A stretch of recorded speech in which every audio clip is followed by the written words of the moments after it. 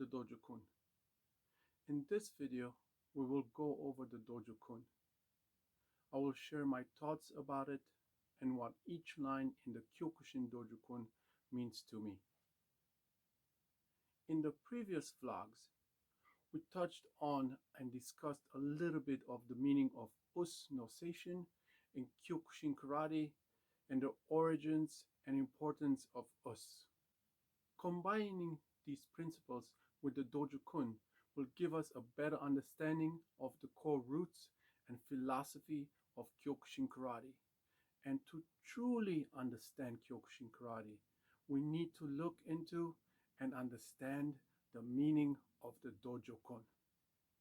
The Dojo Kun is an oath normally recited at the end of each class during the bowing out ceremony and represents all that Kyokushin strives to achieve through hard training. The Dojo Kun was written by Sosai Masayama with the assistance of Iji Yoshikawa, author of the book Miyamoto Musashi. There are 7 lines in the Dojo Kun. The lines of the Dojo Kun are recited by the most senior student and repeated by the entire class together.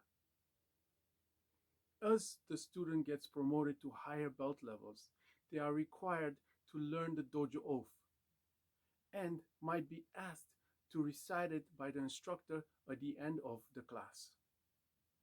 If a Kyokushin practitioner wants to reach their full potential, they have to truly understand the philosophy of Kyokushin Karate and study the Dojo Kun in depth, for it is the foundation for fulfilling the true Kyokushin spirit.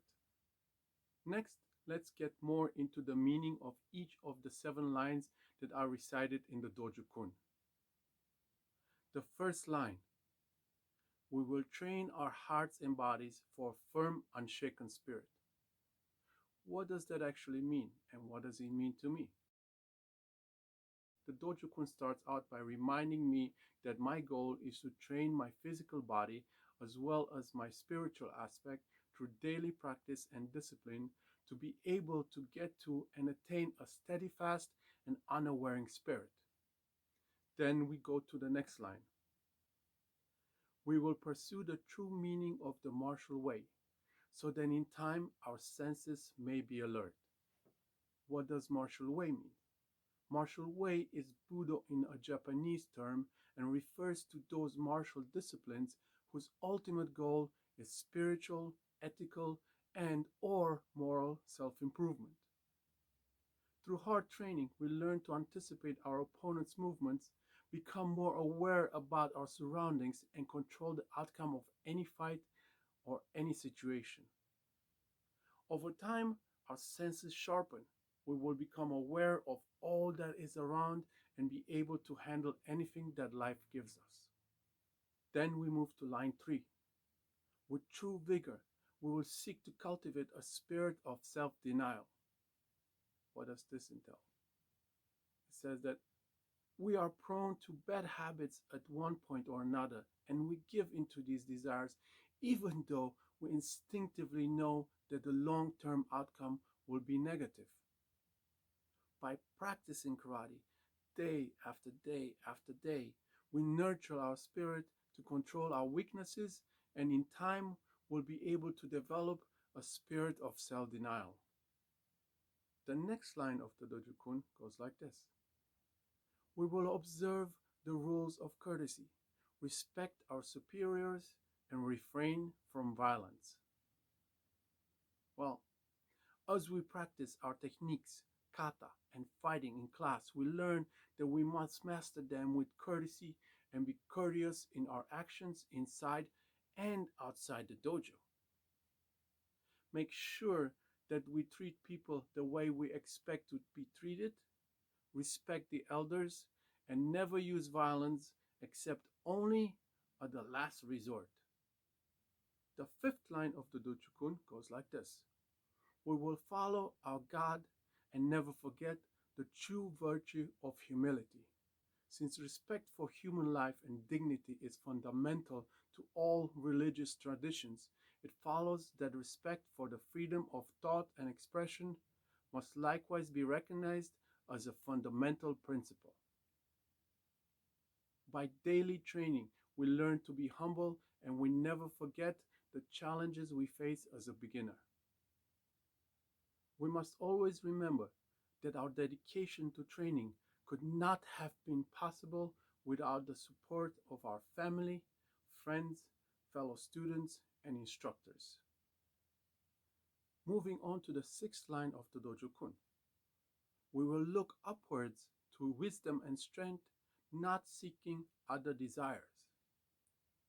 The best way to explain this line in the Dojo Kun is by one of Sosei Masoyama's quotes, and I quote, "Power without justice is violence.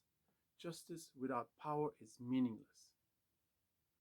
We look upward to the hard training ahead and being able to acquire both wisdom and strength by always staying on a positive path. And finally, we go on the last line of the Dojo Kun. All our lives, through the discipline of karate, we will seek to fulfill the true meaning of the Kyokushin way. By practicing Kyokushin Karate, you know that one of the most important philosophies symbolizes the need to persevere at all times. It implies a willingness to push oneself to the limits of endurance and the drive to surpass those limits in any scenario and under any kind of pressure. To fulfill and understand the true meaning of Kyokushin way, a lifetime of discipline and commitment is required. That's why it is a way of life for some people. When you look at the Dojo Kun, make sure that you stop at each line and think of its deeper meaning and how your own personal experience correlates with each line of the oath. These are the 7 lines of the Dojo Kun. They are the base philosophy of Kyokushin Karate. When you look at your own Kyokushin Karate journey and analyze each line of the Dojo Kun, you will realize what each line means for you. Understand the goal and the purpose of Kyokushin Karate as a whole, and will also see your own character development. Arigato. Thank you for watching. Don't forget to hit the like button, subscribe if you haven't already, and I will see you guys on the next video. Os.